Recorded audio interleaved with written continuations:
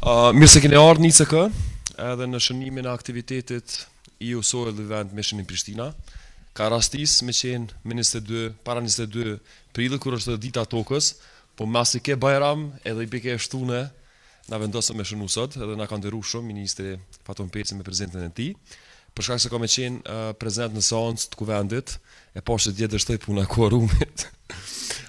Na ka nderuar shumë kohën e ngjeshën e tij. Ministër të eshta me ftun s'ken, me ta dhonë fjallën për na përshëndet. Uraniku të regoj gjatë vizitës që kemi shumë biznese startup që janë në fushën agritekut, ka shumë që janë green, vitin e kalun për herët pare kemi organizu Green Startup Fair, dhe me thonë ka qenë startup vetëm green solutions, të përshi me formonin, me karstenin, me insektet, me shumë kompanije dhe përshojmë që ka rritet ndaja të bizneseve që janë fushën e green.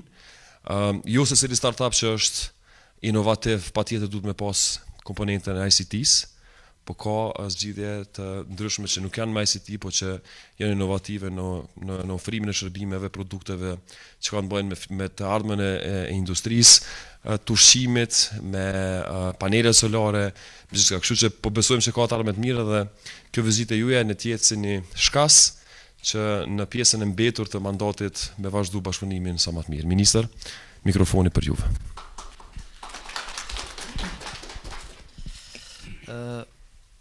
Faleminderit shumë, falem me emrin ta harrova, shpend. Kam një... Duhet ish me trepsën se e poshtë të vizë se sonë të kena gërë. Se të më duke, je poshke me Bedri Hamzën e poshtë.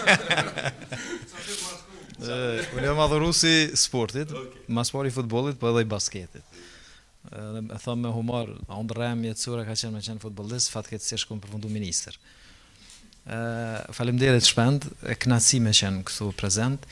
Edhe ju e thatë, po edhe ndesha e kisha në mendje cila është fjalia e parë që kam e thonë kur të drejtohem juve, e para thëshë me vetë vetën që duhet më ju tregu që ministrin nuk do thotë është i vetëdijshëm që sot nuk është dita e tokës, por sido që tjetë për rrethona që tashmë dihet, po shënojmë sot edhe në me kënaqësi ju kam përgjigj ftesës juaj, arsyeja pse me kënaqësi ju kam përgjigj ftesës juaj është për shkak se nuk pretendojnë që i di të gjitha, po e di që ICT-ja ka dhënë kontribut dhe vazhdon me dhënë kontribut në ofrimin e, do të thotë, ngritjes së kapaciteteve të resurseve humane, në promovimin e aspekteve të digitalizimit dhe të ndërmarrësisë mbi bazën e vlerësimeve të ekspertëve ndërkombëtar. Kosova i ka dy potenciale më të mëdha për zhvillimin ekonomik të vendit. E para është, do të thotë, IT teknologjia, edhe dyta është sektori bujqësisë. Për këtë arsye unë mendoj që ne duhet me vazhdu në intensitet më të shtuar që të shohim mundësitë e bashkëpunimit në aspektin e ngritjes kapaciteteve, digitalizimit që është shumë i rëndësishëm në shekullin e të cilin po jetojmë, edhe ndërlidhjen që ka ajo me sektorin e bujqësisë, me agendat evropiane siç është, do thotë, Green Agenda, objektivat e 2030-s e çështjet e tjera. Tash, toka është aseti më i çmueshëm në të cilën ne e shfrytëzojmë ose e kemi në dispozicion.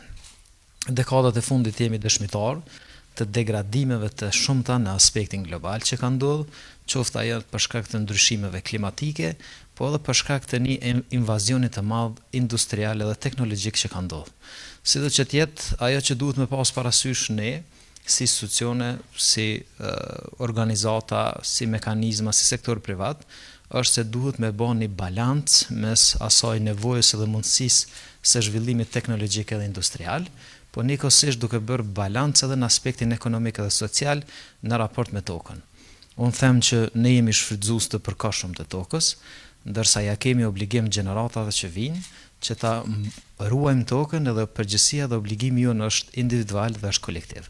Është individual prej secilit për nesh, është kolektiv si organizatë si institucion, është përgjegjësi, do thotë, e gjithë mekanizmave, po mbi të gjitha është shumë e rëndësishme që unë them që niveli i zhvillimit ekonomik, niveli i avancimit shoqëror varet edhe nga niveli mesatarës së vetëdijes shoqërore që e kemi.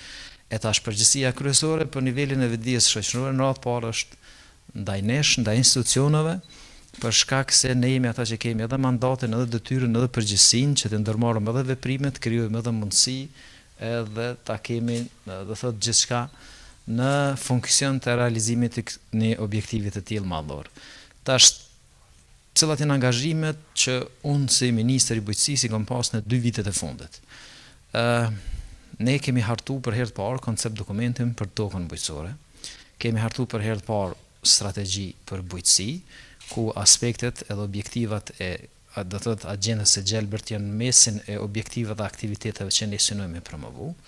Në programin e pagesave direkte për vitin 2023 ne kemi veçu promovimin e 2 prej aktiviteteve ose objektivave që kanë shumë peshë dhe rëndësi.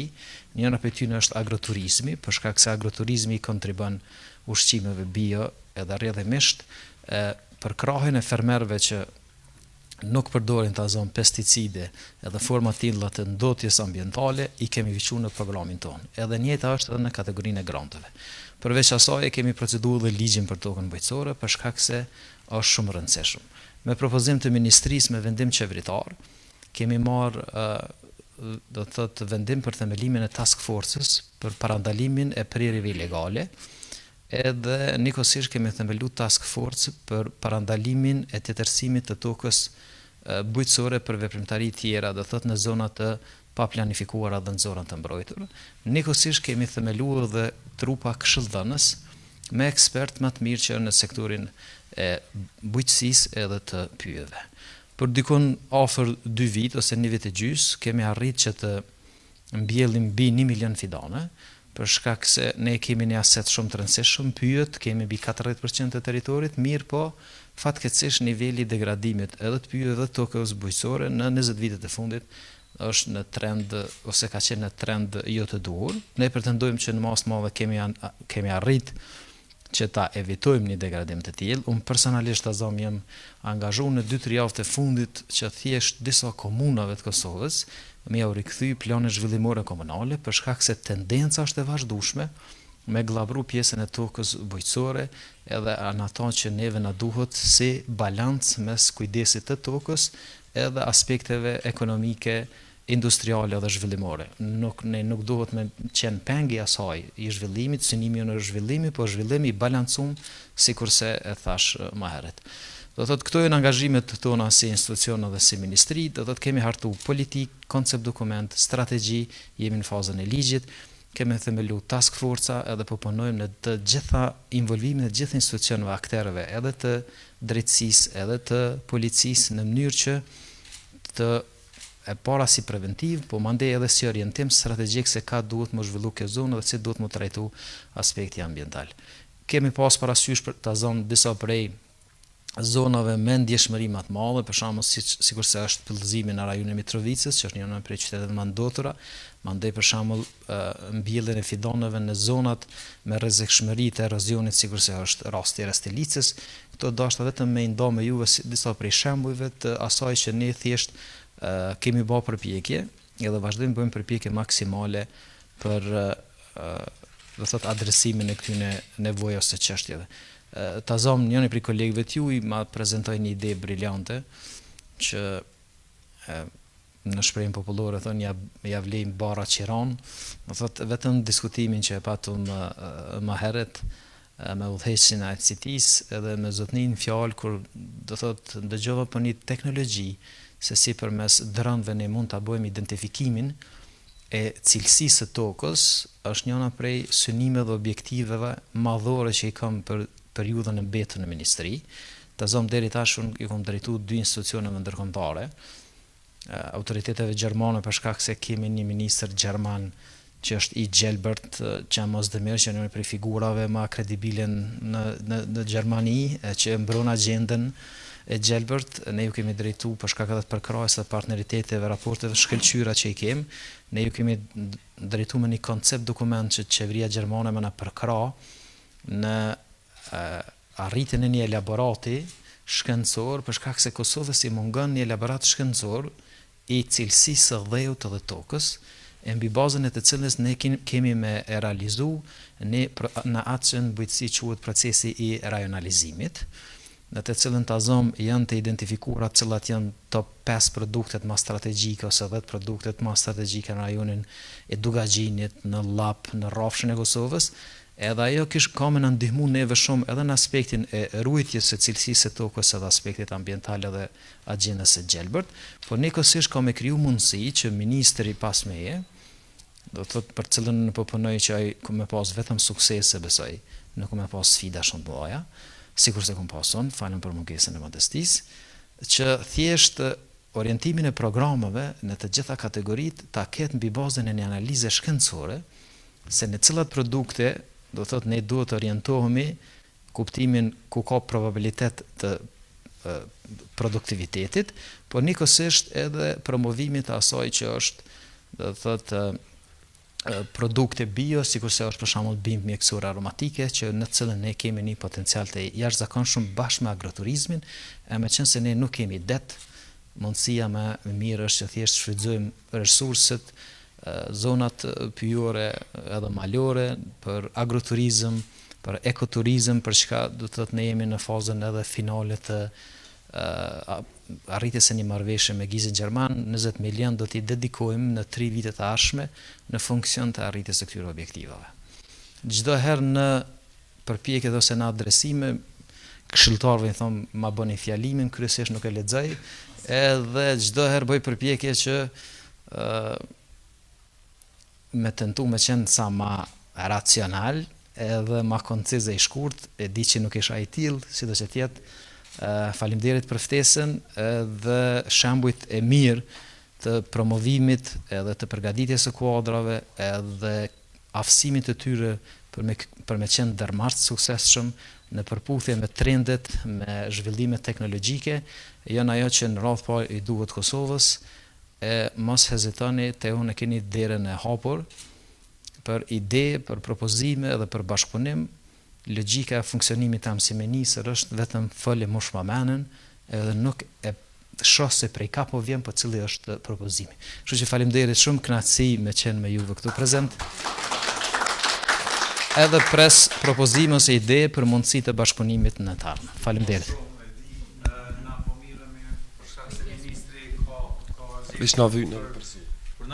Po, për shkak se ministri di që është edhe kuvendi dhe ka pyetje parlamentare, e lam që ne si CK mu koordinu me kabinetin për çdo kërkesë apo takim eventuale, di që 2-3 dolën, kështu që nëse është në rregull edhe me juve kishim marrë drejtën me po them me facilituesit komunikimin e komunitetit me ministrinë.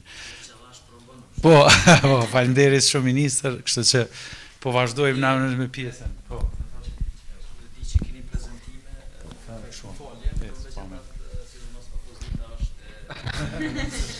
Faleminderit ministrit. Faleminderit shumë. Ministri, takimi tjetër ministri, kështu që bashk, kështu që jemi. Përderisa Uraniku e përcjell ministrin, na e kemi kalu shtafetën e këtij takimit me prezantu aktivitetin ose programin e EU Soil Mission. 2 ekspertëve, kisha thonë vendor se Karsenin tash e kena. Prishtinë që sa kohë. Kështu që përkalojmë një herë Rekzona Shalën edhe për Carson Club për me prezantimin. Okay, mirë.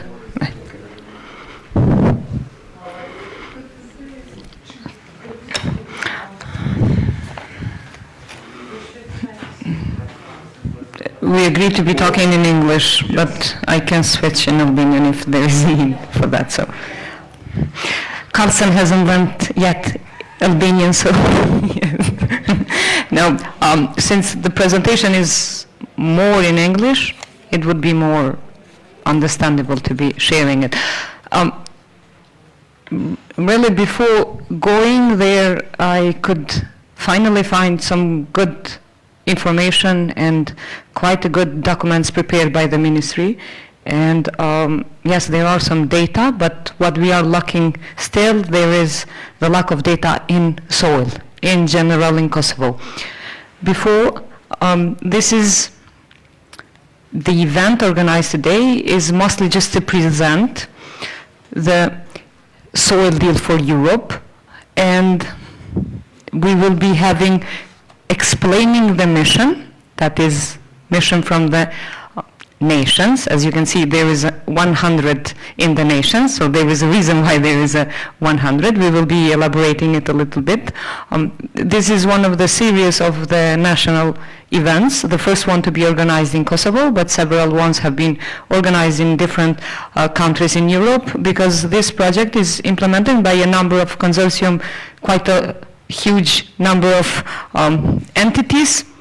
And the most important part of the event today, it is the labs that will be soil health labs and lighthouses that will be presented in the second part of the event. And we will have a little bit of discussion for opportunities, possibilities for the open call, and for the upcoming events regarding this project, let's call it. We will have an engagement session where will be some duties you will have to kind of elaborate or discuss more, because we are aware of the lack of data and lack of information in general. We will be providing also several information for national stage or national situation in Kosovo regarding the soil. But before going there, this is for the GDPR reasons. The list of participants will be, with the name and institution, will be shared. Just if you have any kind of hesitation on that, please refer to probably Stan. That if the pictures will be used, and this is kind of mandatory that we need to go further. Okay, the mission. I will go firstly, before explaining the mission, go to the healthy soils. Soil. Dheu, po. Një minut lirë dhe me interrupt. Po. Esenca e krejt kësaj është dheu, si tansi. 95% of our life depends on soil, because there is food, there is water, there is production of the oxygen, there is carbon dioxide capturing, and everything happens in the soil.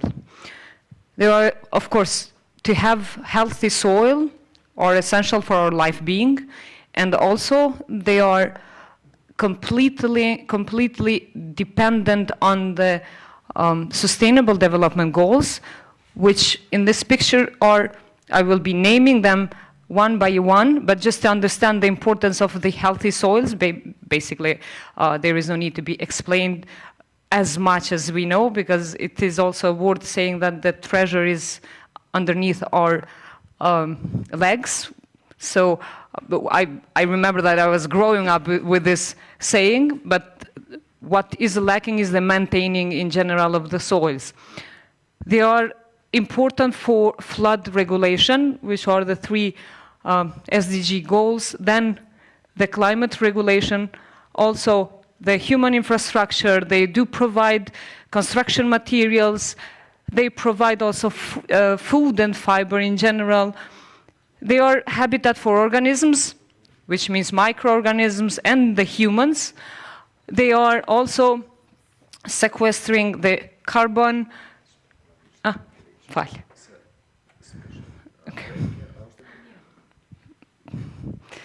And they are very important for water purification, for nutrients, and for pharmaceuticals, and basically for the cultural heritage.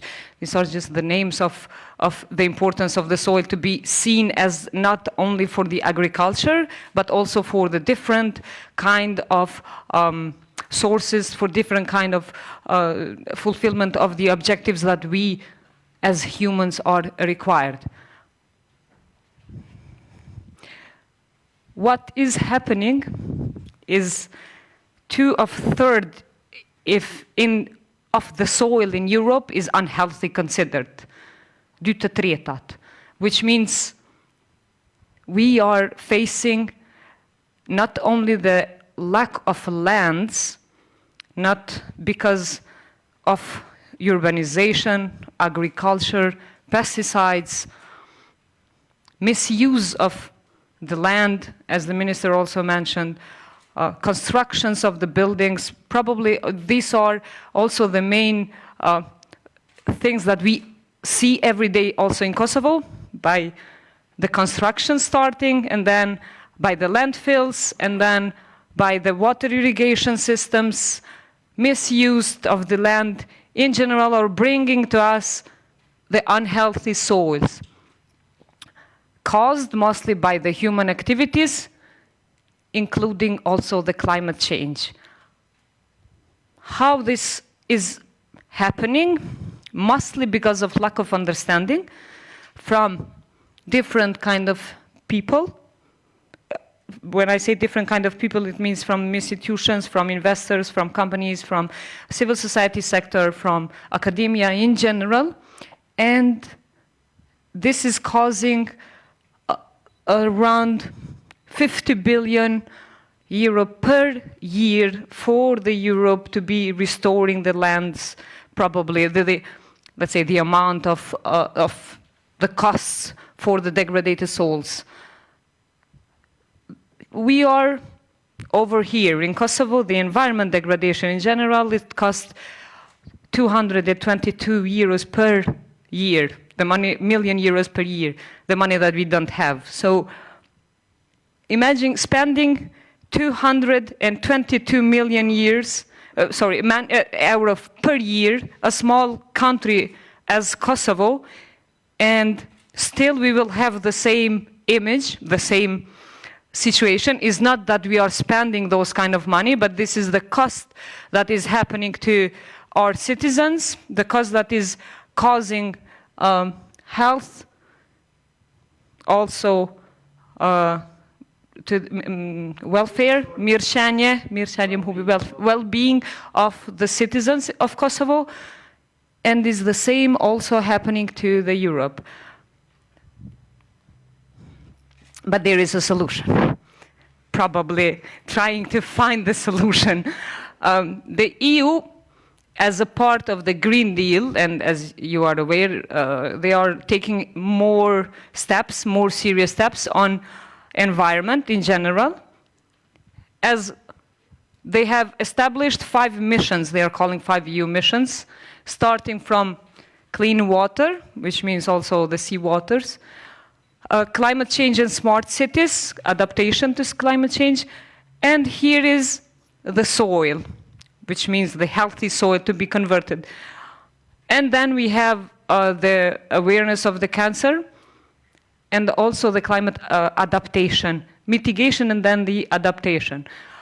Probably by fulfilling all of these missions, there are approximately goals to reach that 3 million of people living and having cancer in their lives, to have a better life with their families and to afford the treatment, and then to have a better cities, to have a better water, and 130 countries will be, 130 cities will be carbon neutral by 2030, approximately 2050.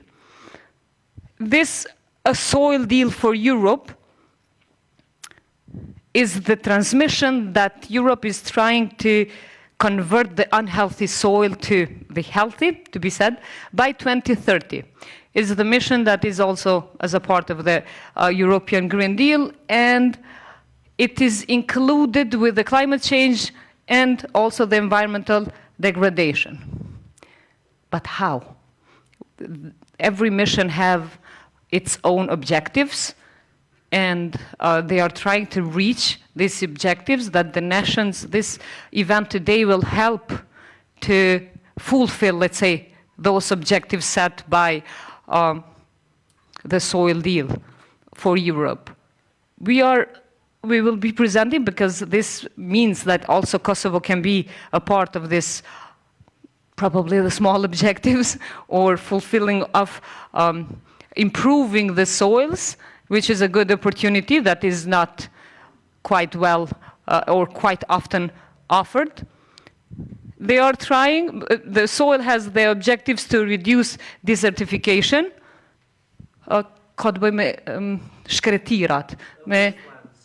shkretëtirat.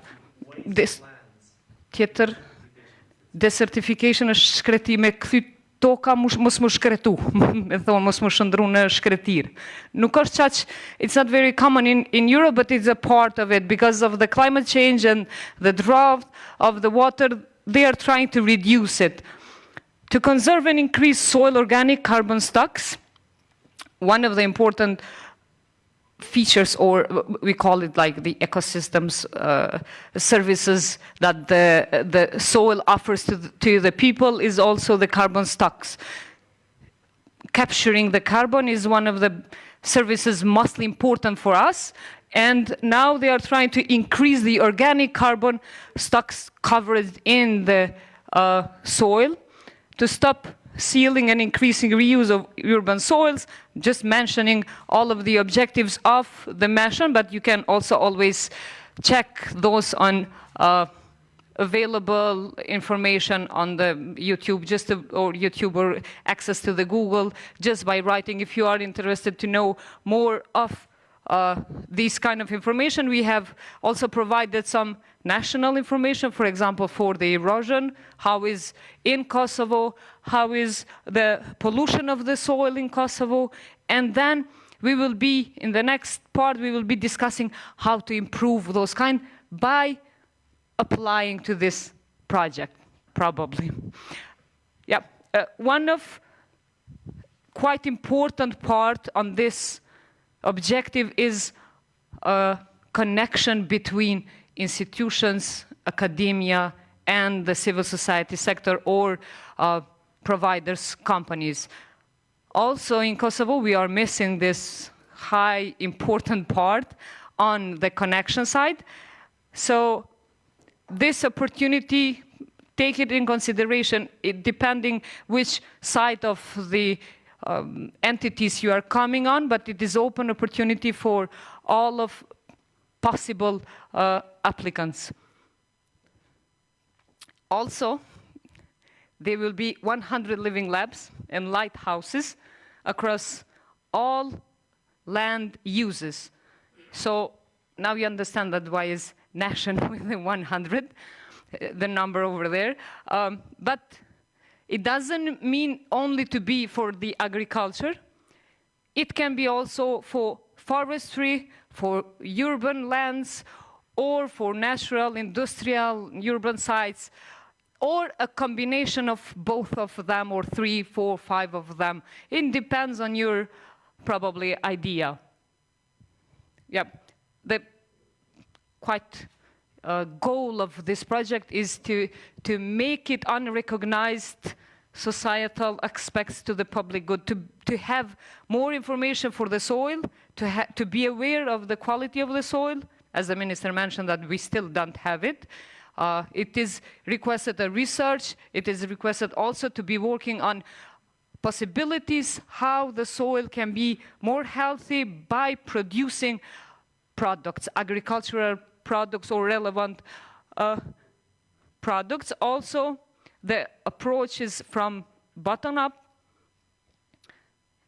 It is meant to be for the scientific researches, for participatory, or to have all included as perspectives from the different sectors, to be also co-implemented, which means can be managers, researchers, can be also for the region. It's not to be meant only national, it's mandatory to be regions. I'm jumping a little bit on your part, sorry, Carlson.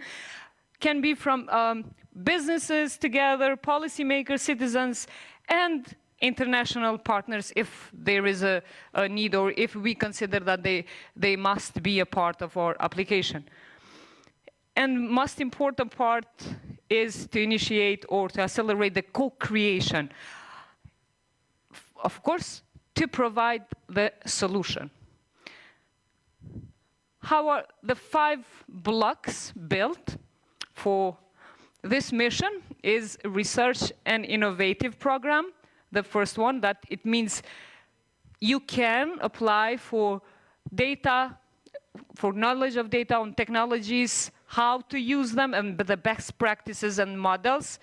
Living labs and lighthouses, the program will be offering or establishing living labs for co-creating, for testing, for kind of demonstrating or finding, upscaling the solutions available or establishing a solution from the scratch.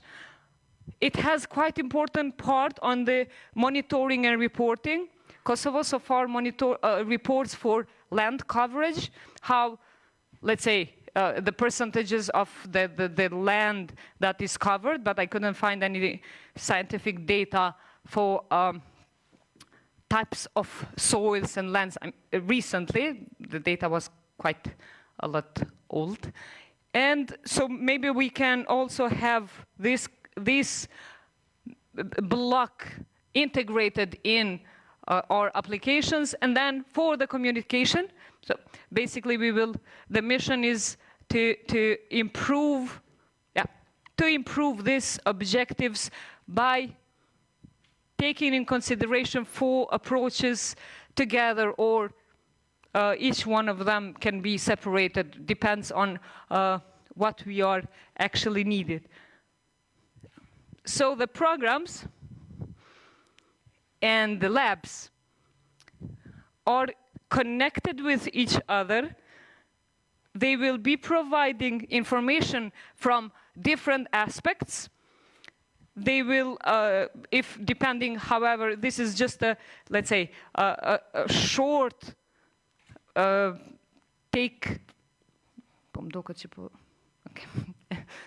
This is just a diagram of explaining how this nations actually works, because if you are willing to do research, I mean, the program has on its own the research and innovation. So by monitoring, they can be knowledge and innovations sharing with each other for real-life settings, questions, or can be improving the monitoring framework, legal framework, or indicators, data, and etc. But this can be done by the living labs. How? Carlsen will explain to us. Just we can have also the engagements for the citizen needs and for the ideas. It's still, as you can see, there are integrating different approaches on the living labs. So, if you want, we can start now. Or munemi me bëjë një pauzë të kafës, nëse if we have time. Fine.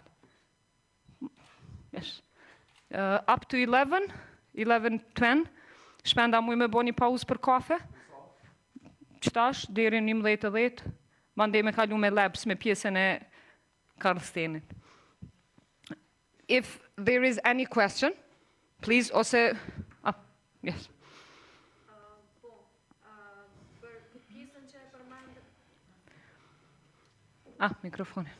Okay.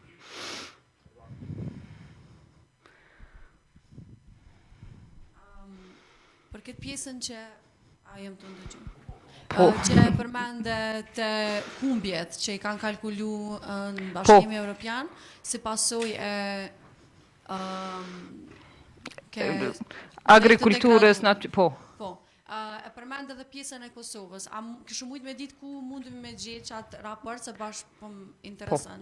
Me ditë saktësisht në çfarë mënyre është kalkulu, për shkak që e di që në PEI është një institut i bujqësisë që shpesh herë bën analizat ndryshme dhejot në parcelat, ishtë shtetëror faktikisht, që bën analizat ndryshme dhejot në parcelat që i ka në prëndësi, mirë po prap asnjëherë nuk më arritë me po për shembull një përmbledhje të këtyne degradimeve ose të kualitetit tokës së bashku. Po më duket çdo herë më shumë që na secili po punojmë domas, e kom fjallën të institucionet, normal, së në përfaqësaj sektorin privat, edhe mandej po është vështirë me gjetë dhonat ose mi komentu dhonat, për ata më interesoj me ditë edhe ku kisha mujt me gjetë për këtë pjesën më shumë. Po, ajo është vlera 222 milion, është degradimi mjedisor i Kosovës në përgjithësi. Nuk është Mjedisor. po, nuk është e llogaritet për llogaritet. Kjo është e tokës veç. Po për Kosovën do me thonë është komplet mjedise. Po, Se komplet mendova që mjedisi, është veç jo. pjesa e degradimit dhe jo. Jo, s'kam mujt asone me gjetë, hiç kurrë. Po të njëjtat, po menoj, kind of. The question was for the millions where we are spending on it. The data, actually, we can go on after the coffee and maybe discuss it when the light will come for the light labs. This is a good opportunity to establish quite a good cause. For example, we can, this is another option that we have been thinking. What we are missing is the data. Okay, how we can gather those kind of data, like we need the research, we need the scientific, we need the international, let's say, expertise or the international equipment. This is the opportunity where we can, because it's an opportunity where there are millions in discussions, not only something that we can be done in a local level, but it's more on perspective, different perspective, but quite interesting to be shared with and to learn with. We are now, they have been project implementations, similar, I mean, based on the soil deal for Europe. We will have to see 5 examples. Maybe that will give us a clear vision what exactly is the mission. Also, we had, when we received the information, we had to do a lot of research to first understand it. It's a bit unused and unknown project for Kosovo. And finally, we can be integrated on that. We can apply. This is the good opportunity, because every time it's for the EU members that are not part of the countries that are not part of the EU are excluded. So when it is to the environment, the administrative borders are not in consideration, and this is actually trying to make that possible.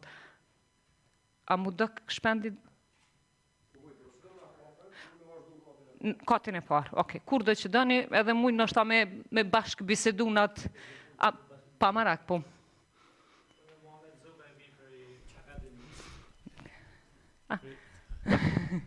Unë jam Mohamed Zoga, I vi prej akademisë kryesisht prej Fakultetit Bujqësisë, edhe pikërisht lanë që ligjëreja dhe ta në kohën jo marrë me toka.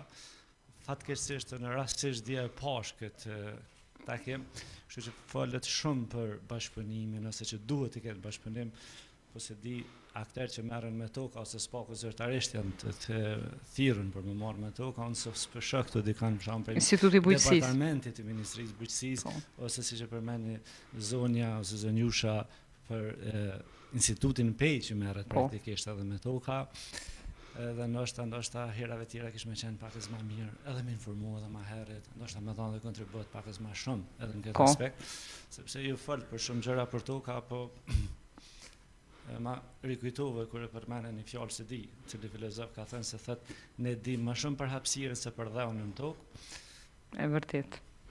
Kështu që ishte kjo një farë kërkesa që të bashkëpunon ose të bëhet kërkesa për. Realisht në Kosovë janë dy institucione që mirën me tokat. Instituti I Bujqësisë është në kuadër të ai mirën me cilësinë e tokave.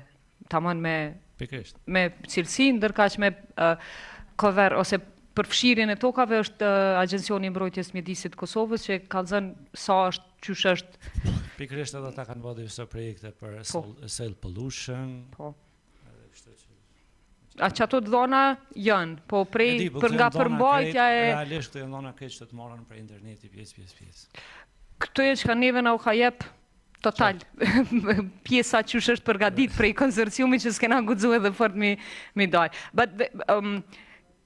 Që kjo është arsyeja pse jena sot. Mi pa, qka për na mungon, me këshyrë qysh muj me bo, me kriju të pakten me kriju ide, qysh muj na si Kosovë me përfitu prej qësaj mundësie. Nuk ka nëj rocket science, po me elaboru situatën, çka kena, çka s'kena, ku mungon, ku janë vështirësitë, ku janë ato që na ka ardhur një mundësi shumë e mirë edhe ICK-ja ka me qenë një farë përkrahësi shumë i madh i kësaj mundësie. Tash është e jona a dim me një farë forme me përfitu prej kësaj mundësie.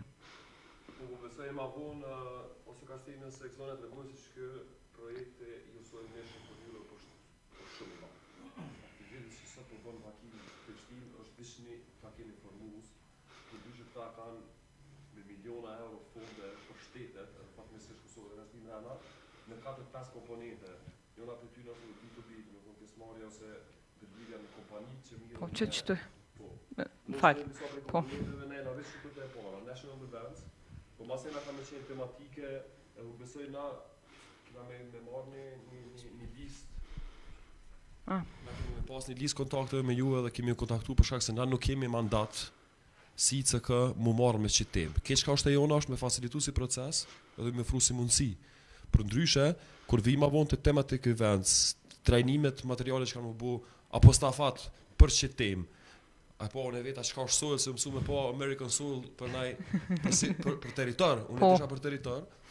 Masina është capacity building që me konë për organizata, për njerës, trajnime për student, help desk, një digital platform për providing support për experts edhe matchmaking B2B events që kanë me qenë në përket Evropën me kompani që mirën me qëtë industri.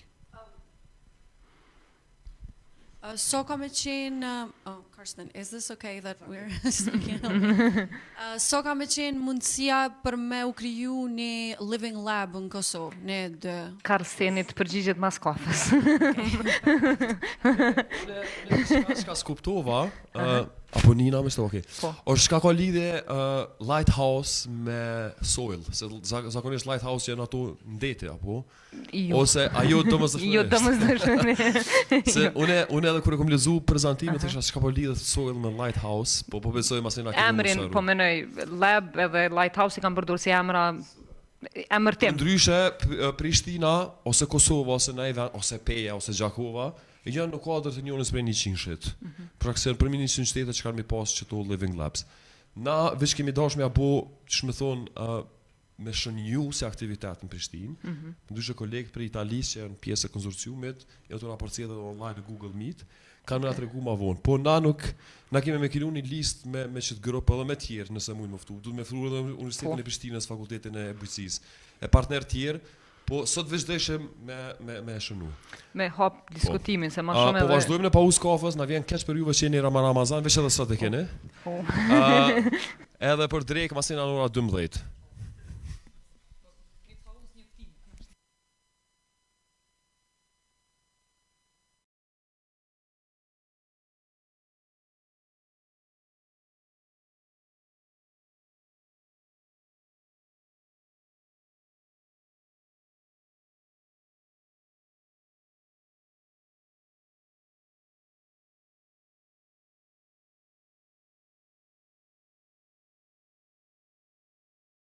Like you can also come here. So we are a bit. Yeah. All right. So Persian Dedye, Tachithawa. You see, I can speak a few words Albanian, but thank you bearing with me speaking English. Yeah. So, and I think we are all back. Yeah, and we had some coffee, and whoever likes, we have some premium chairs here to come to the front. We are not so many, you know, so we are a bit closer. Yeah. Exactly. Yeah. It's a pleasure being here and to have the honor to present this concept to you today. And Exona already gave you a very detailed introduction of what it will be about, and I admire her. She can speak so freely. I need my notes, yeah. So, and I don't speak Albanian. That's it. Yeah. You learned. Yes. Thank you for giving me hope. Now, first question, who of you already has heard about the concept of a living lab and lighthouse? You? Yes? You? You? Maybe just one sentence, what have you heard? Living labs, well, one sentence is really... Yeah. Okay. Living labs is basically creating living lab is the creating the space where you can actually plant crops or anything like that over and over and over again, withholding the same quality of soil and water and everything that needed, with basically losing nothing and producing a lot more. So it's a site, it's a place where you experiment, where you learn, yeah, where you try to really bring something forward. Yes. Yeah. Mm-hmm. Let's see what's going to be behind it. But before we go into that, I would like to ask you from which background you come. We have some from academia. Can I see some hands? Academia is here. We have a researcher from agriculture and farming. Yeah. Then from technology and there,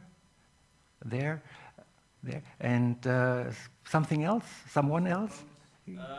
I'm from private sector, but I'm a chemist, so chemistry and so on. Right.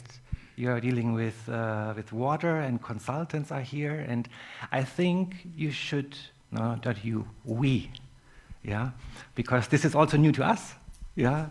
So we are just a few hours of reading ahead of you, so we are all on the same page.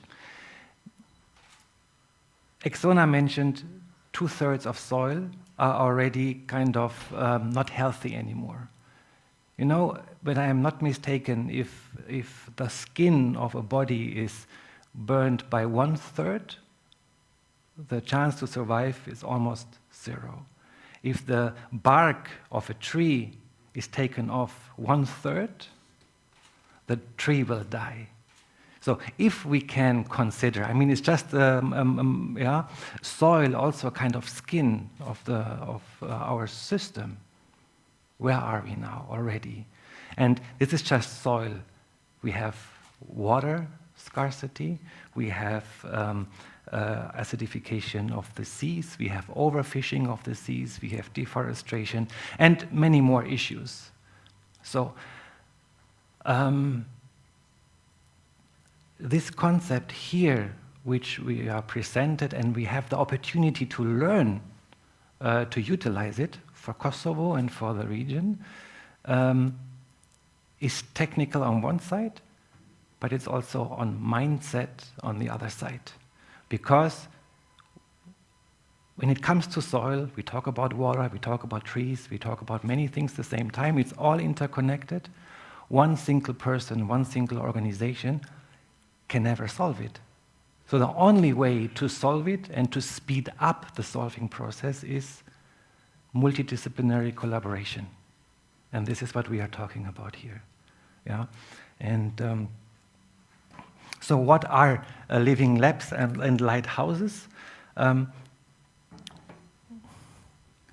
Soil Living Lab is a collaborative initiative to co-create knowledge and innovation. It's to create, it's to learn together. Yeah?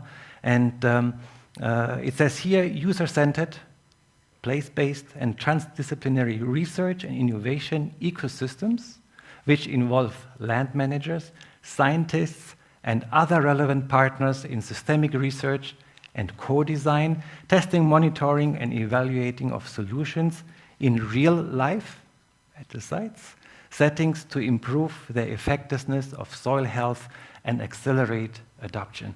It's now very technical, but what is it? User-centered. It's there where things happen. It's not in a laboratory somewhere. It's there where things on the farm. Yeah, it's in the river. It's in the forest. It's in an urban place. It is multi-stakeholder who work together, who co-design together, who test together, monitor real-life settings and several sites at the regional or sub-regional level. The next slide shows how that looks like. Now, soil health lighthouses are part of the Living Lab. Basically, these are centers of excellence, of high performance in a certain project. So to say, they are the showroom, yeah, of this Living Lab. So, and here you can see how let's say this is Kosovo. I mean, we are small, right? With many opportunities, and we are small. And this is regional or sub-regional landscape, and this is the area where we coordinate experimentations and work with partners. So it is a multi-stakeholder approach. I will talk about it a bit later. Yeah?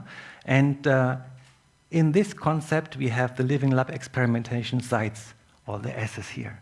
Yeah? One in Beja, one in Vuštri, Ferisaj, Dragaš, Pristina, yeah? Wherever. And I don't know Albanian well, but I know Kosovo a bit. Yeah? And all these are connected, yeah, to co-create, to learn from each other. And here we have lighthouses, our showrooms, which are places of excellent experimentation, of high performance, but also of teaching, of dissemination, of learning. Yeah? So another aspect is what we do here, we share. Yeah? And this is a very important aspect for us to understand. It's an open source concept. Yeah? And it's also like a bit like a makerspace. Yeah? Where working together, learning from each other, sharing is part of the DNA. Now, the participants in this lab is basically everyone. And this is the important part. And as you remember, we are a bit everyone here, and maybe some are missing, which are also needed, yeah, to make it work. We have academia with schools, colleges, universities, research institutions. We have civil society, civil citizens and users. I mean, the end user has the biggest power at the end to make a change by what we consume. Yeah? And we have the government and public sector because we need policy, yeah, to make a change.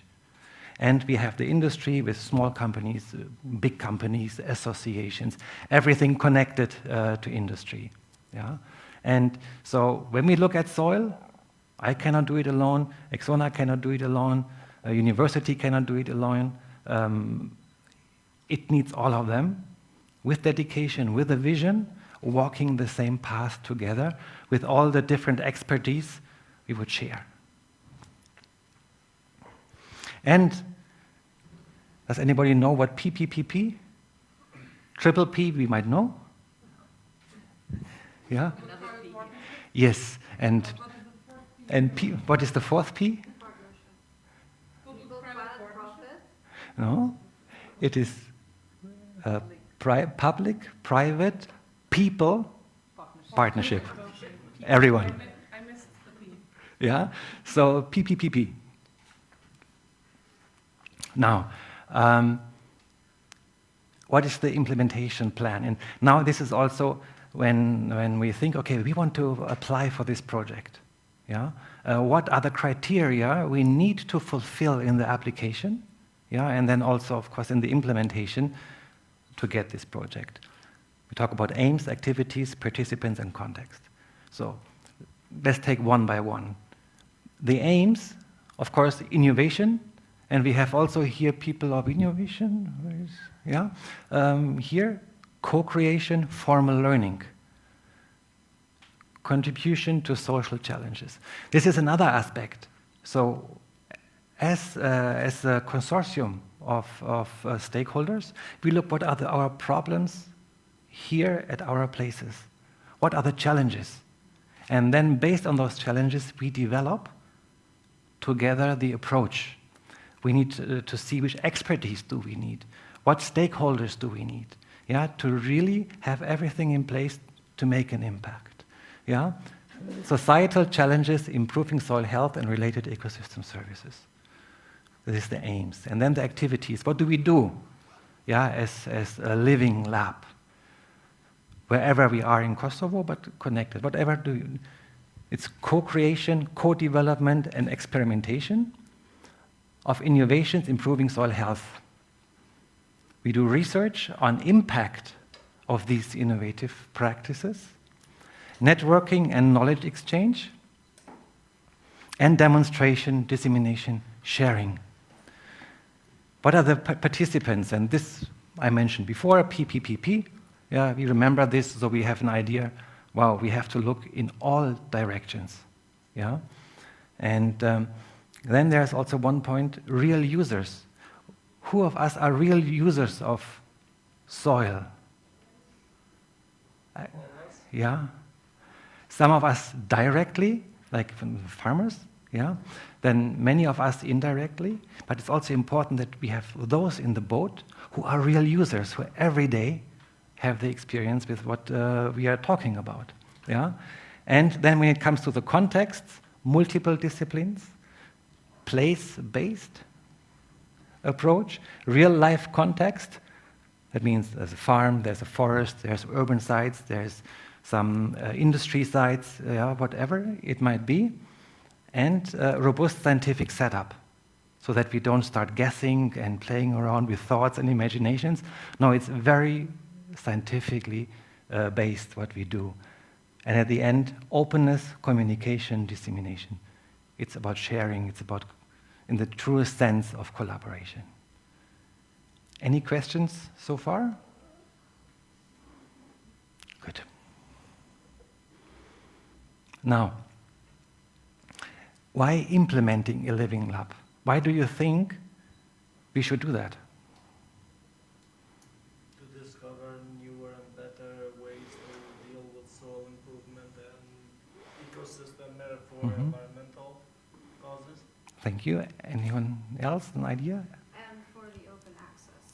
Open access? All interested parties can have a place to go and get the data that they need. Also bring in different perspectives.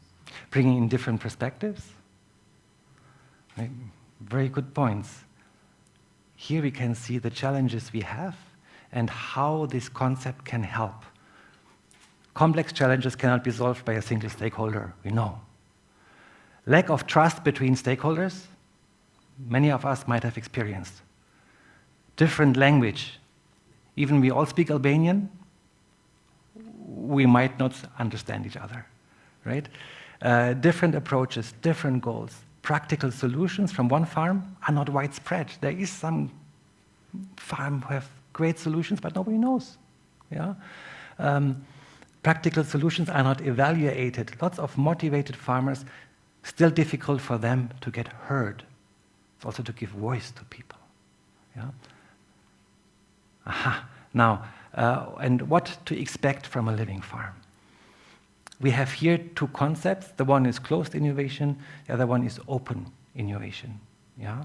Closed innovation, by its very word, it stays closed. And closed innovation also stays limited.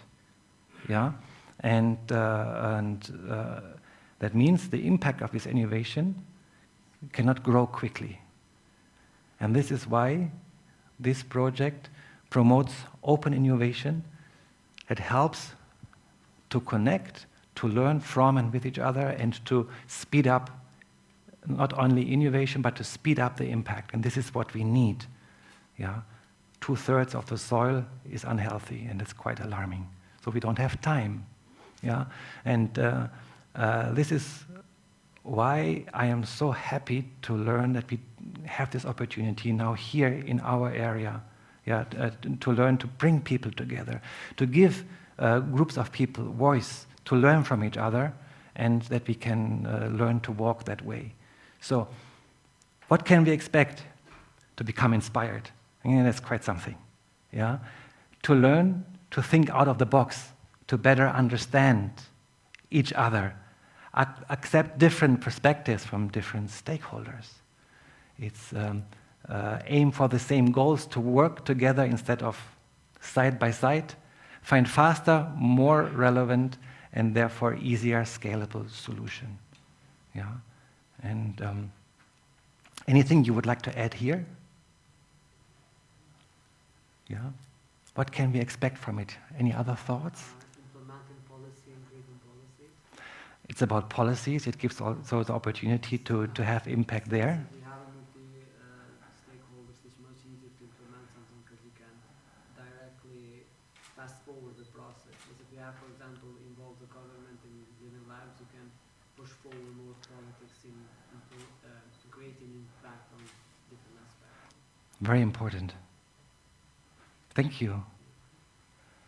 Someone? Okay. Now we decided, yes, let's do it. Yeah. How do we start looking about that? So now from a business perspective, yes, we have to think about operation, we have to think about users, we have to think about business model, we have to think about organization. There's many different things. But the most critical part at the beginning is to understand what is the problem we want to address and what are the stakeholders needed with their expertise, with their availability, with their resources, that we can make a change. Yeah, if we want to change something but we don't have the knowledge, the technology, what shall we do? So, and then once all the expertise is there, then it's to develop together a strategy. It's to develop together a business plan, a program, and to spend quite a lot of energy and time on that. Because if there is no unity in that aspect, everything that will follow doesn't work well. Yeah? So that means once we have the stakeholders united with the idea, united with to share the resources and so on, and then we need to see, okay, how can we involve users willing to contribute to the innovation? How can we build relationships to all them we need in the field that they want to be part of that? Yeah? Then we need to think also of a multidisciplinary environment. What is the technology we need? What is the resources we need? What is the infrastructure we need? Yeah? And so at the end, there's also one more thing, and this is also the shared values we want to go by as a team. What is important to us? Yeah? We want to be honest to each other. Yeah? We decide upon a vision together and we follow it, and so on, depending what the group decides. But without shared values, it's quite difficult to walk a long way together. So this is something that takes a bit of energy and time, but once it's set, the Living Lab can move to grow. And there are quite some materials also available on the website, yeah, that help to walk through the whole process of the application, but also then developing the Living Lab. Now, what types of living labs could there be or exist already in other parts of the world? Agricultural, urban. It's quite interesting. I haven't thought of that when I heard about the concept of living lab. Forestry and industrial. And this project is not the first one regarding soil. There are also others. One of them is prep soil, which is still ongoing and ending, I think, this year. And when you go to the prep soil site, you will find this map. And this map opens all the existing living labs all over Europe as a wonderful source of inspiration. And to get ideas, what do they do, how do they do it, what technology do they use, what is the stakeholders, and that might help to prepare also for what we would like to do. And it's not only that we have the map here, we also have 5 examples which we would like to present to you. And Exona, yep. I can hand over to you, take my tea. If, better. But do you have any questions before going there? Okay. Thank you. Can you turn on the video? Yes. It's easier to see it, and this is PA for all. So this is a video probably understanding better what it looks like, one living lab established in Serbia. Yeah. Veç të ndriqim një herë. Yes. It's where by Agrobot Lala, an autonomous robotic system for soil nitrates monitoring and mapping. Agrobot Lala is capable of capturing spatial and temporal variability of soil nitrate in less time-consuming and labor-intensive way than the conventional soil analysis method. All right.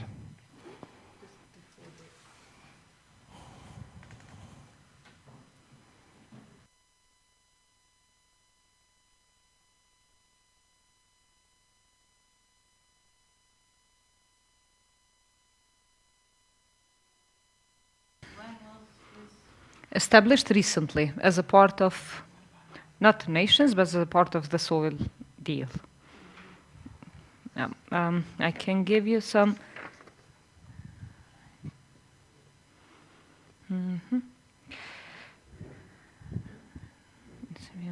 Yeah, in the slide you can see P4. There is also the link where we can share it with the presentations with you, so you can have it access. I thought that I will have some more information over here, but just to know that this is the first lab, living lab in Serbia, and one of the first in Europe, which is interesting because it has the importance on precision on agriculture.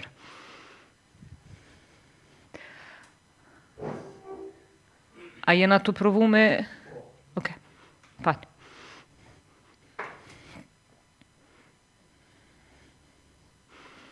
Can you start from the beginning? Sure. Okay, just to be sure.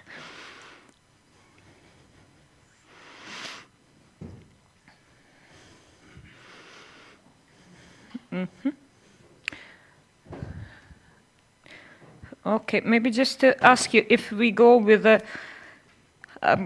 as a Kosovo, how do you see that we can apply on this call as an agricultural, urban, or forestry on industrial living lab? Which one out of these four, just opening discussion until they will fix the voice, which one of these four might be urgent, needed? The agriculture, or just for the mic? Okay.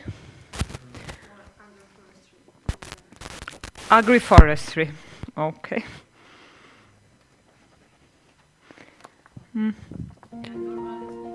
Yeah. Okay. How much do we really know about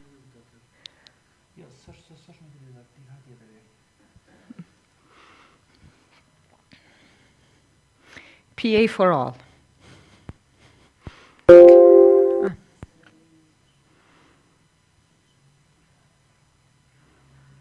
about our own field and what it Perfect.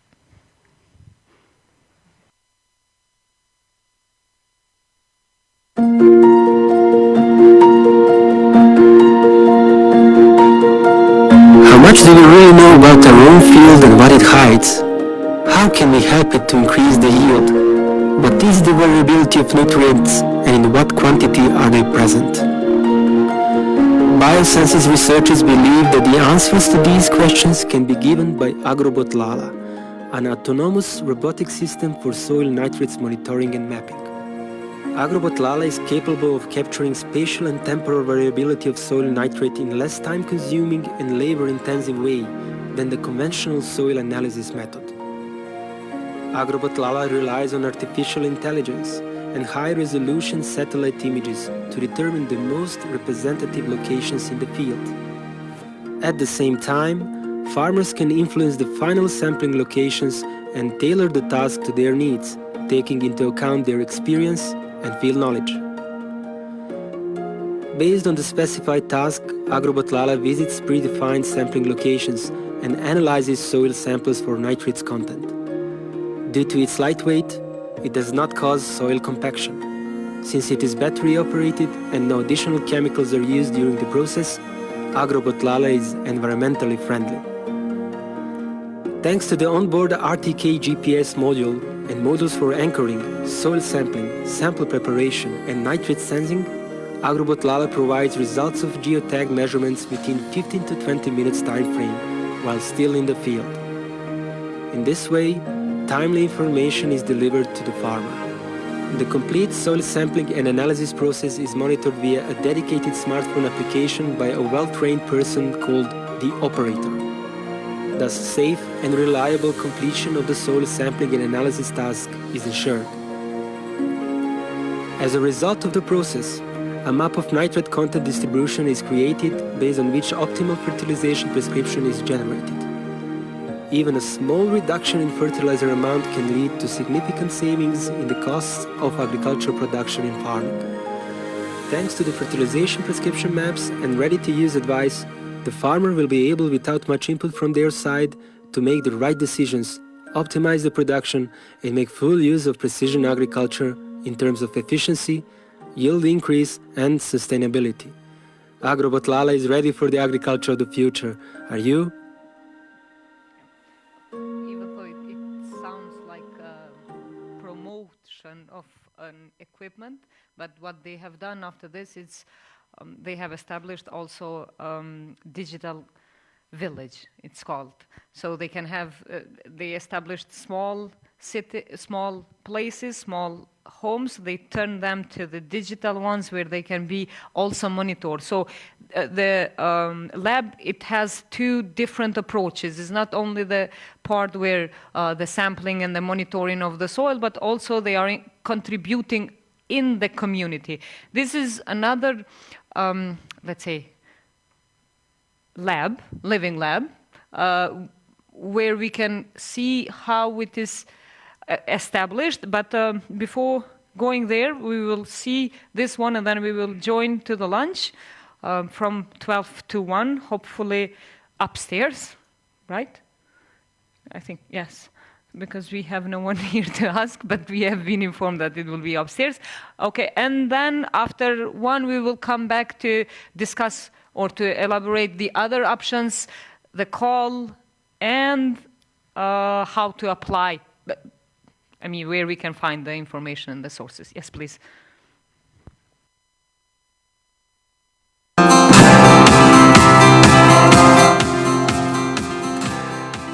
On-Farm Living Lab is an agroecology-focused nationwide participatory experimentation network which includes a variety of field trials and technology tests co-designed and co-implemented with farmers in Hungary with the aim to promote agroecological transition.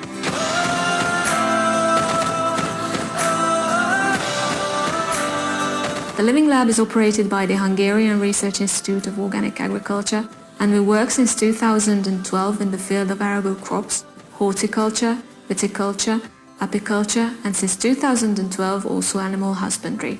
In the frame of the On-Farm Living Lab, we test in different sub-networks how new products, practices, and technological innovations perform under the diversity of everyday farming. Participating farmers gain feedback directly from their own production experiences, land, and technology, therefore creating space for open innovation, product development, and dynamic knowledge co-creation between farmers, researchers, and other stakeholders of the value chain. For instance, we reintroduced land-raised tomatoes into agricultural production and into the everyday diet in Hungary in the form of a product called land-raised tomato seedling. Tomato landraces are heritage cultivars that are only preserved in gene banks since industrialized agriculture uses modern breeds and mostly hybrids. However, landraces can contribute a lot to agrobiodiversity, can facilitate local adaptation strategies, farmers can achieve better livelihood and resilience through genetic diversity, and enrich everyday diet. We are currently testing the methods for copper substitution in organic plant protection, local protein supply and animal nutrition, or the different ways to utilize grassland biomass. Moreover, our Living Lab is not only active in Hungary, but we are experienced in EU-funded international research project implementation as well. The On-Farm Living Lab is at the forefront in Hungary of studying issues such as sustainable crop and animal management, from which the farmer benefits directly and makes impact on production practices and efficiency, thus contributing to the sustainability and resilience of farming systems and have a positive effect on the local climate adaptation of farmers.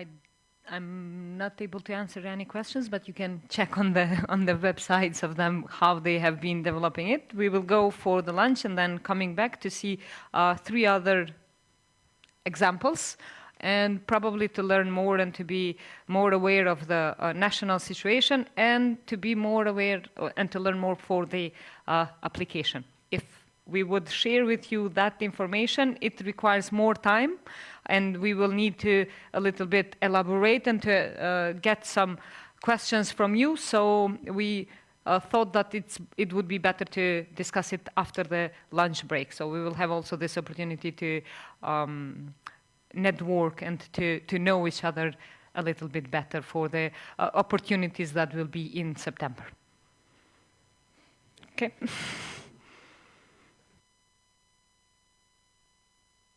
So the second part, as we discussed, it will be to mention and to inform you about the call. So, of course, this is a disclaimer that the materials will be also shared, but it remains on the official sources of the references. They remain on 2023, 2024 of the missions program that they have established to the EU. Oh, I already forgot. Okay.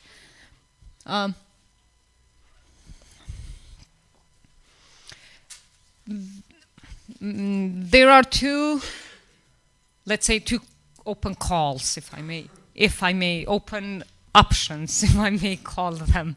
First is the horizon about the soil health. This is the identification number 0108 for co-creating solution for soil health in living labs.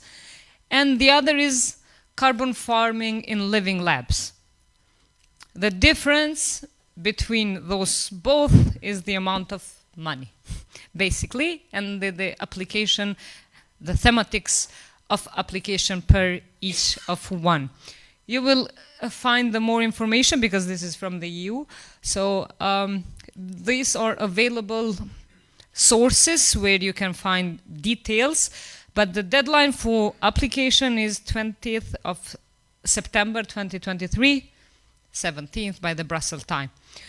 Single-stage submissions will be funding and tenders portal. This is the portal for the EU where you can apply. The good opportunity is like that the calls will be 100% of fundings, not as per usual like the EU has this tradition of 80 to 20, but this is the most important part. And they will be supported or granted 4 to 5 living labs for each application in at least 3 different member states and or associated countries, which means, for example, at least 3 different states can be Kosovo, North Macedonia, and Albania in this context. But it can go also Kosovo, Italy, and Hungary, because it is a complex, or it means the combination of member states and the associated countries can be different based on your idea or expertise needed or anything. For example, for Kosovo and Albania, we can have the expertise from, let's say, Germany, Italy, or similar to that. But at least there should be 3 different member states. More informations will be, of course, nearby the date. And as I know, Carlson might inform me, they will be also building capacities trainings on before that, more informations before the call, and specific information that will be shared. Still, they are under the process of development, not public yet. So what is now the other, let's say, thematic call? The soil, this one, has 36 million euros of funding available for these 4 to 5 living labs. And they are expected to be 3 application funded. always it is this, let's say, concern that it depends on the applications, but also they might be over the budget or a small budget, then they will, let's say, expect more applications or more interesting ideas. They will cut the budget, or however, you know, how the applications are happening, but at least 3 applications can be founded. In the other, the carbon farming, it is 12 million of funding, and it's only 1 application funded, expected. If anything might happen or might change, they will let us know. So,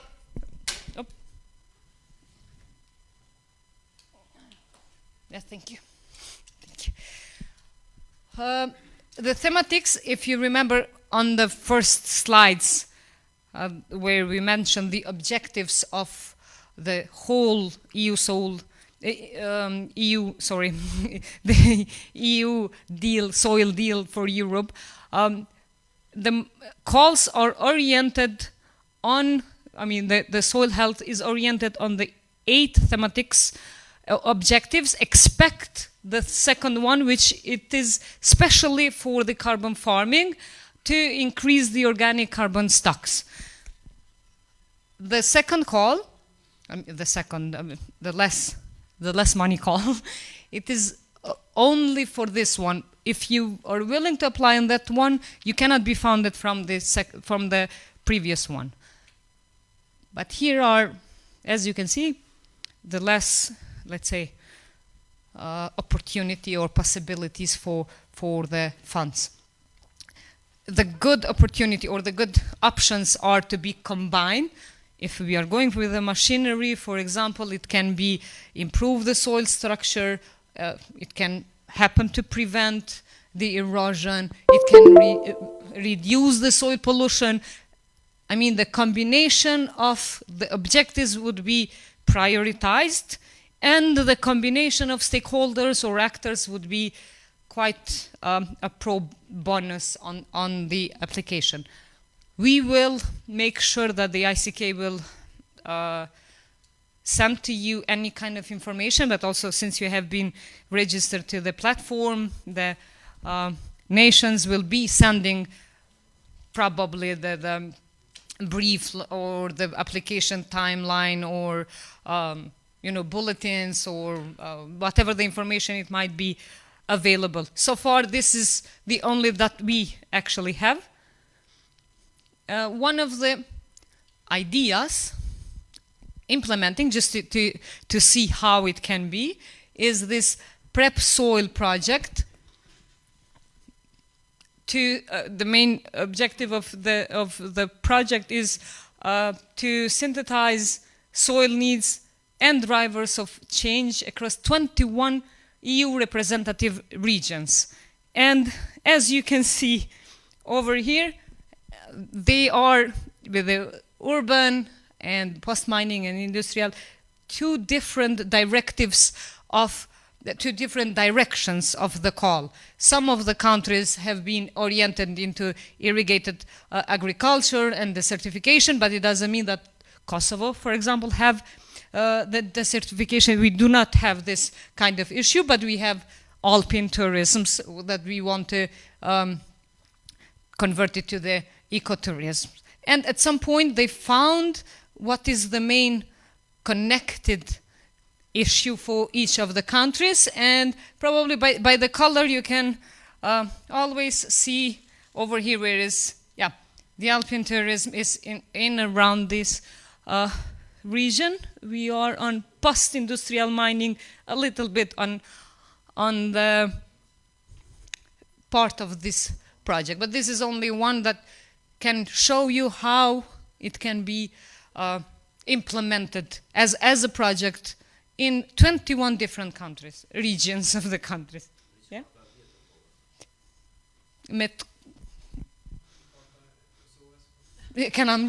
Kan miljon. Special one. Po këto pibeka, po shihet kur gjë. Që do me thonë skena. Unë e kom menu që na jena që aty vëlla. Keni dashur me rrit Kosovën, na se po ju kuptojnë. Jo na si kena bo këtu. Jo si kena bo, na I kena marrë qështu.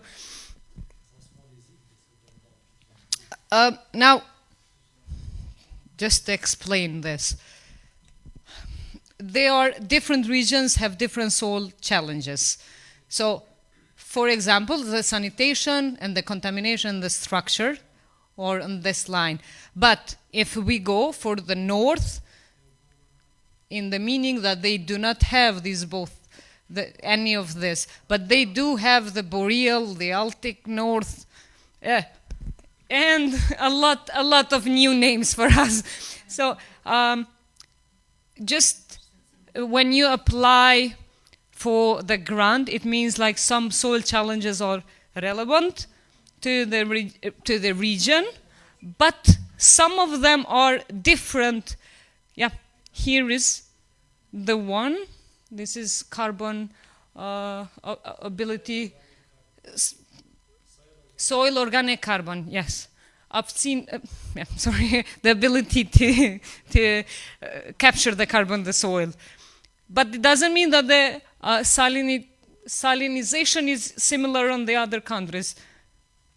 Basically, this let us know that what is the challenge and what is the research needed might be very different to countries and to the regions. Yeah, just an explanation how it might look like. So let's say the structure of the application should not be only on the national level, but also on the region if they have the similarity of the issue of or the problem or reference data, or they want to address that problem on the other sector, or sharing experiences, or however we address that. It might be very interesting to understand that not on the concept of the nation, but on the concept of region, to be thinking out of the box, let's say. Time for engagement. Yeah, we can move to national level. Yeah. Just some data for Kosovo, because we have been talking for what we can do. I mean, how is this opportunity quite interesting for us? But this is the other information that we could find available on the datas. So Kosovo has different sources of soil pollution. Mostly it's agriculture, it's municipal waste, sanitary landfills, chemical and hazardous waste, industry mines, and other sources where you can think of. I was thinking the first one is like oils, but then the cars also have an important role on that. In 2021, 78 million kilograms of fertilizers have been used in Kosovo, where pesticides were treated, I mean the territory of the land treated with the pesticides, it's around 122 hectares. So yeah, 763 illegal landfills that are not managed were identified. Identified, new ones, which means identified.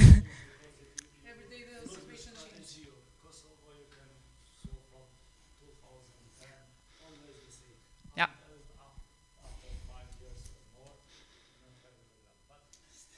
Still, after many money spent on that, but now it's trendy, the waste management, and hopefully we will have better management for the landfills, because we have 8 which are not managed correctly, and none of them has the integrated permit, environmental permit, managed by the Ministry of Environment without the permit for it. So that's the integrated permit, environmental permit. It is requested because you will know what will happen with the land after, let's say, 40 years or the lifespan of that landfill. Next. how is the land used in Kosovo by the percentages. 45% is arable lands, orat. Gardens are 1.8. Yep. And you can see that 51 is livada dhe kullosa e I mean, meadows and pastures. I lash në Shqip që me kuptu ma sakt se there are different terminologies in Albanian and in English for the same.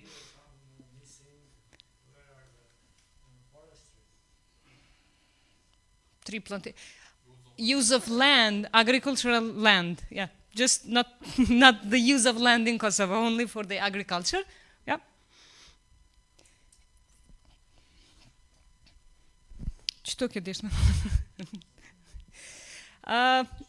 As I mentioned, that the data were available for land coverage. So this is the reports based on 2018, the latest one, public.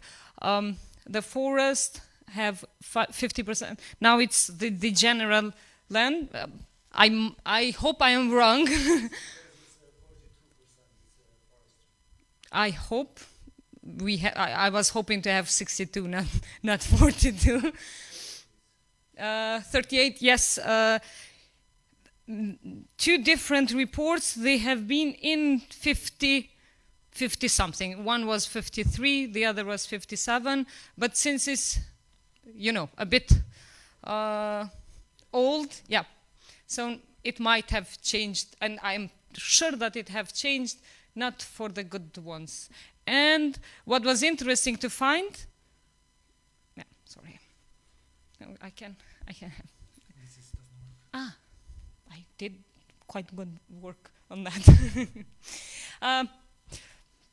The erosion in Kosovo, this is translated because it means like the intensity of the erosions, but what was quite interesting to know, it's only 6.5% of the land coverage in Kosovo is considered that they have no erosion potential.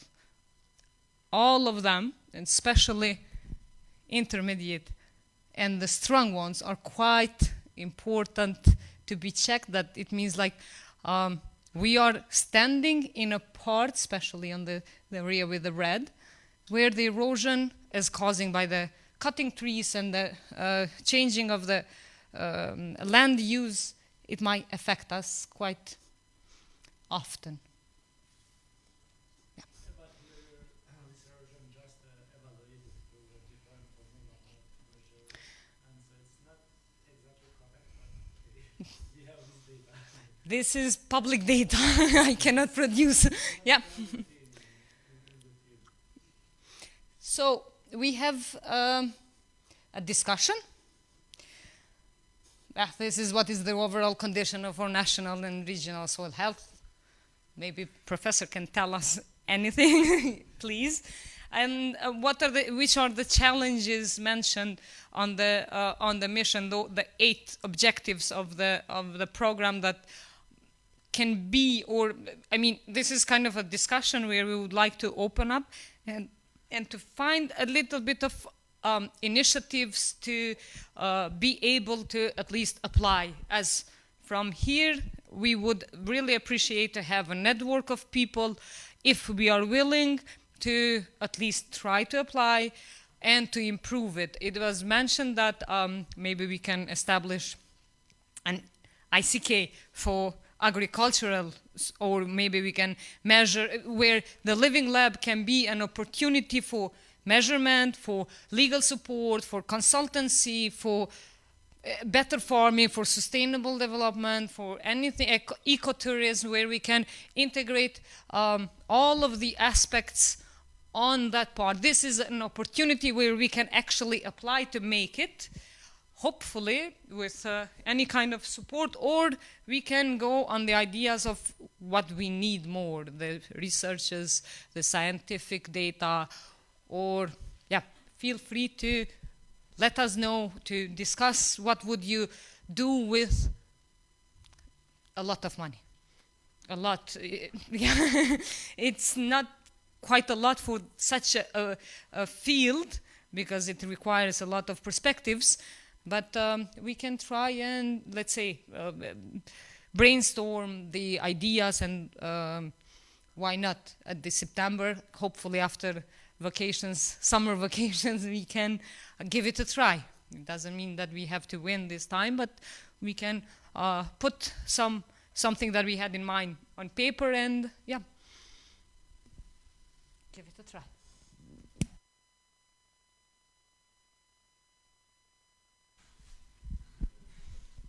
Yeah.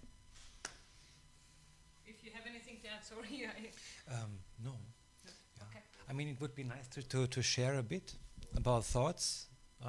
We have a few more questions coming, probably to make it a bit more engaging. Maybe we could gather here together and with our table in between and just have a conversation on this. Is that okay for you? Yeah, so we just come here and maybe in 15 minutes? Yeah.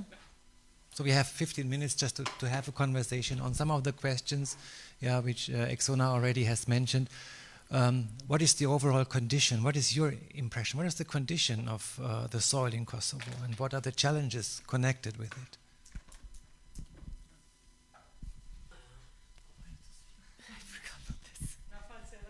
It's okay. I have done this before. It's not my first time. I think condition is various based on the region and the aspect. For example, if we take an example of Pristina, since we are here, I will say if something happens, I think it will collapse on itself. That can be the condition because of all the construction, and it's kind of as we know that, because no one mentioned, actually the soil is built on topsoils, subsoils, and it's layered, so it's like a foundation. So if you ruin the first one, you're doomed for the collapsing. But in that sense, I think it depends on the region and the way how it's managed the soil. But on the regional level, I think I have some hopes that might be some good lands, in the sense that lands that are not touched, isolated because of, like, let's say it's been kept like that, for example, around the forest, or the lands that are not being cultivated. But also I cannot prevent the fact that, as you mentioned, the pesticides and the fertilizer that has been used is also, the biggest concern is not managed.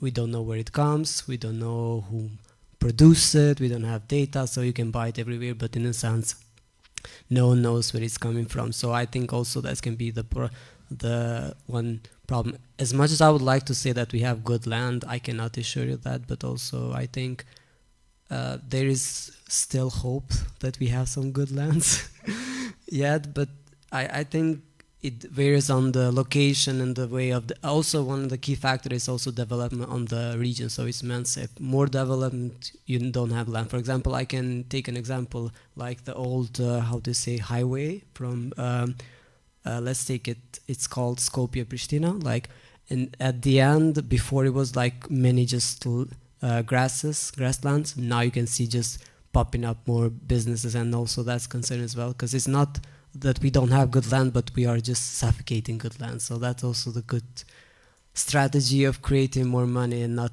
taking care of the land. So yeah, that's all. Yep. Thanks a lot. So it means good land on what we see, but still we don't know what is deep and on that. I would like to ask you, I mean, we have heard, I know probably all of us have heard about the quality of land after bombing, after the conflict that we, yeah. Yeah. So I have no idea how is the radiation, what kind of the chemicals we have inside. Maybe this one also can be an opportunity to be discovering, because they are saying, some of them, I've heard rumors, but I don't know any kind of publication that agrees the uranium is not in our land, or it has been washed away or anything. If anyone has such information, please. Yes, I know the Italian one team of Italian that work after the war and have some publication about the uranium in soil, also have some information about soil pollution with heavy metals, for example, and some things they have. What I think is the good idea to think about the increase of organic matter, and this increase, if they increase the organic matter in the soil, this have a link with other topics, for example, soil structure, and also reduce the CO2. So I think it's more easy for our country to work in this aspects, and so to work with people, because still after the yes, sorry, after harvesting, still the digest the so need to work also in the education, I think. On education. Yeah. Okay. But do we have any? If I want to make some soil analysis to know, let's suppose I'm going to build a house somewhere in Kosovo, where do I go? I want to know what kind of the soil is up there. Can I grow? Okay, because depends for what you need to use the soils. If you want to use for agriculture, you have a different possibility to make the analysis for soil. For example, they have some private laboratories, also some public laboratories. Public laboratories which are accredited are the Institute of PEA. Also in the academia you can find, but we are not accredited, but we work with the students and we can do that. So it doesn't problem, because we have a good collaboration with European University and something. So it's very easy to find it. So it's. Do you know what kind of parameters can be measured in Kosovo? I mean. For soil, yes. Doesn't matter. For soil, for the cultivated land or for the agriculture producer, you can measure, for example, pH, EC or electrical conductivity, nitrogen, carbon, organic or total, phosphorus, calcium, and other minerals. Also heavy metals, but in some laboratories we can measure also the pesticides, because they have some instruments. And how goes the procedure? I mean, it's protocol. To the university or to anyone?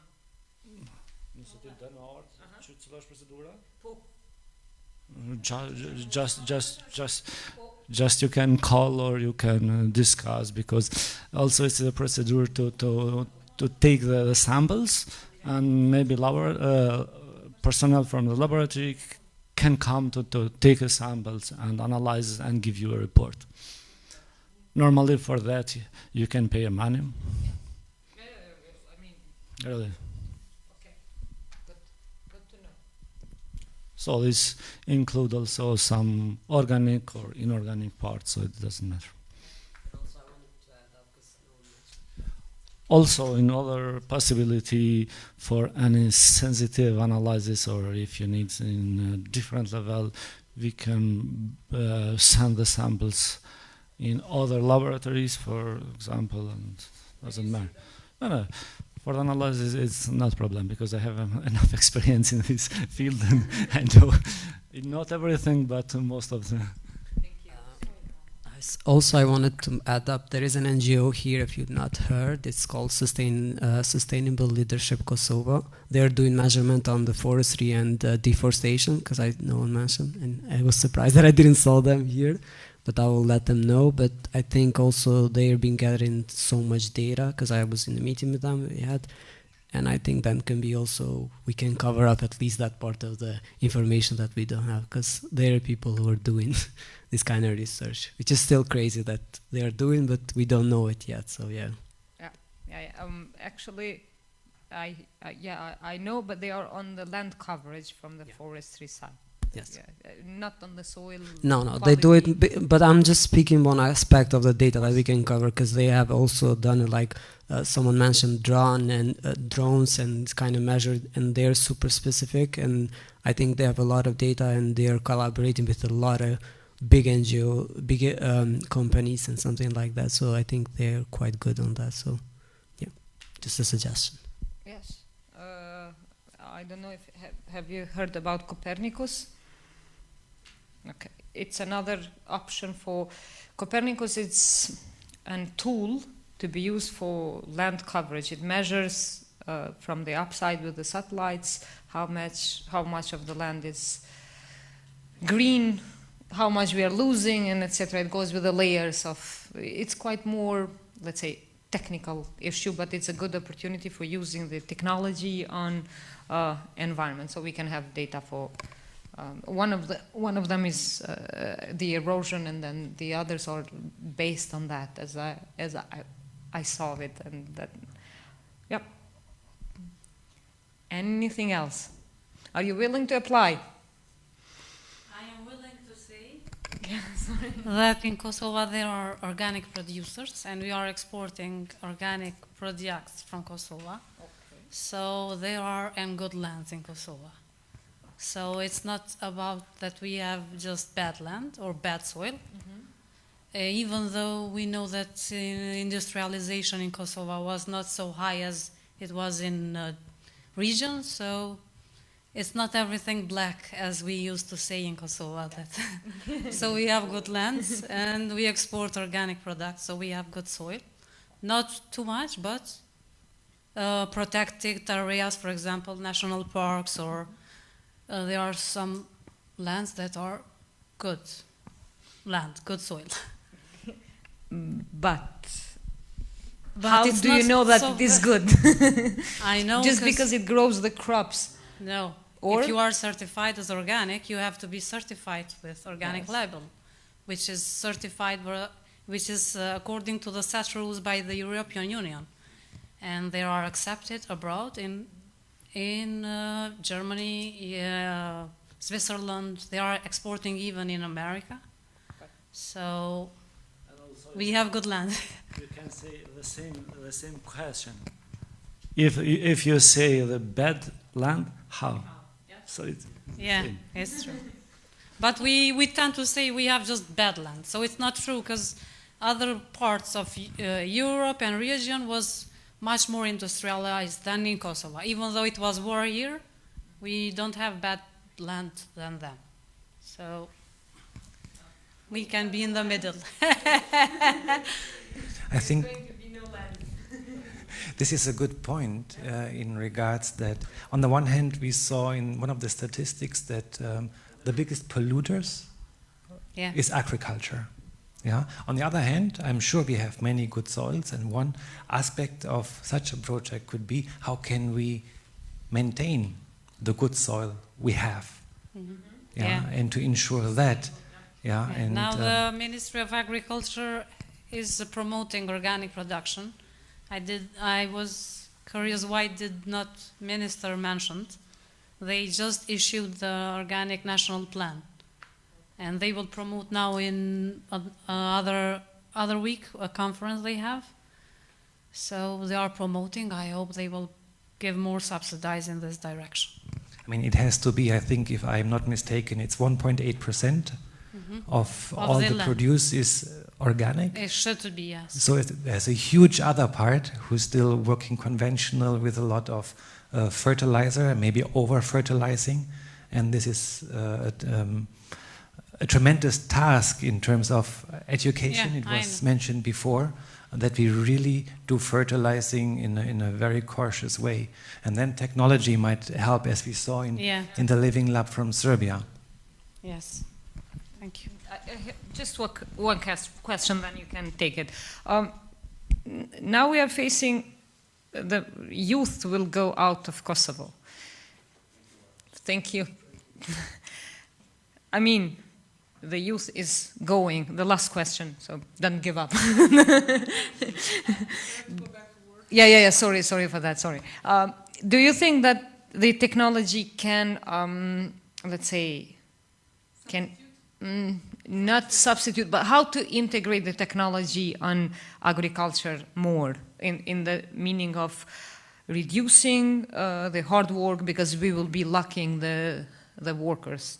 I mean, we are already, but maybe we can think of the options to make a living lab of producing technology advanced 3D or system or irrigation system or collecting or harvesting more on this concept. How do you see? Is it any possible option on that? Would it help to our agriculture if we integrate more technology? Maybe this question is for you.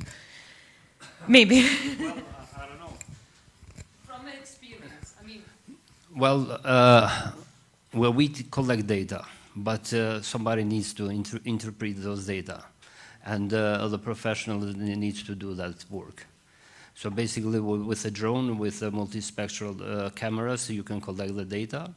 But from my experience, where we stuck there. So basically, the professionals need to interpret those data. Sorry. I feel like I'm the youngest here, so I can take the lead to speak. I will take a simple example. We were doing farm with my cousin. How do you say it, cousin? Yeah. And the way, like, for me, I think it's a way to connect with the land, not just because as much as I would love to provide data for my grandfather, like if I take example, go for my grandchildren, anything, but if you don't have that connection with the land and just to actually know the purpose, because I think we can tell, I can speak for myself as well, like I know many of my youngsters generation, they don't know even how to garden or how to plant something which is basic, like this called tomato or just lavender or something like basic. And because it's losing that sense of connection, because before anything with the land, it's a kind of relationship. You cannot go just plant one thing and next year you're just gonna abandon that land. It's like you have to work. It's a commitment. That's why I call it. It's a commitment that you have to return, and that's also what is lacking. Because if I can go back to that example we were doing, but you have to get a job, and I don't want to, but just everything is against you to not work in the land. So that's why I wanted to say it's not just the youth who is leaving, but also the opportunities. I think they are there and can be there, but also it's lack of education, lack of opportunities, because as we know, many of the farmers, I don't want to give data, but as we know it, even if you put a grant, I will say it with full confidence that if we put like $1 million grant from the ministry, but 80, I don't want to give data, but if I was thinking today, because I made a bullet point that I want to ask also the minister as well, is we lack of training for people to apply for funds. We can give money, we can give anything, the EU gives money for the green agenda, but who is going to apply for that? We have the people who work, we have the but we lack of people who are trained to actually implement. We know that what's happened with the grant in Kosovo, the whole scheme and everything, what happened, people applying for other people's land without their knowledge and everything, the chaos that went there, but it lacks that connection, but also it lacks, as always I say, this practical and being mindful on the ground what is happening, because we can say the EU is giving millions, but who is going to get those millions if we don't know to apply, we don't know to integrate it. We also, the education part is not supporting this as well as much as it should, because now we're speaking every day about environment, but how many people are learning in schools and everything? Because I just went straight forward too much, but yeah, this is what I want to say, because I can speak by myself as well. I didn't get any knowledge until now. I just went self-on and I found opportunities for permaculture, found opportunities, and now how I'm doing actually is by just playing video YouTubes of some, I don't want to be racist, but Japanese or someone just planting things. And what I'm figure out is like, I don't have to explain things, because agriculture is not always that you have to explain things. It's like it's a act. So in a sense, they can see it and they can implement it. And I can see how much faster my mother is gaining knowledge how to plant. For example, let's say plants that are not so common planted here, or just like something else. And one day she said to me like, oh, but she did it different on YouTube. We should do it next. I think it should be both sides, because we cannot say like we have everything, but if those data and those are not being implemented, they're going to be somewhere shelf and they're going to be just on internet, and some people cannot use it. He said it, cannot interpret that in the common. Also, I want to finish on this note, is also language is such a big barrier in that sense. I'm not speaking just language in English, but also how you interpret it in data. Because if I speak like more in Grammarly and more standard language, my grandparent will not be able to get. You might say like so much beautiful things, but if you don't break it down in that common knowledge, as she said, like Libal and something like that, many people will not be able to get it. So that's also, yeah, so too much information, sorry. That's all from us also. So thank you for staying here, and hopefully... I have just a question for you. Have you found any other country or other partners for this project? Not yet. Because it's very important to find good partners, because as you know, I have some experience with a project of Horizon, but I need to find good partners to win. Well, I am implementing and another... also, if I say for the September, it's a very short time. I know, I'm aware of it, but we will use the opportunities, all the connections available that we have, and probably, I said, it's...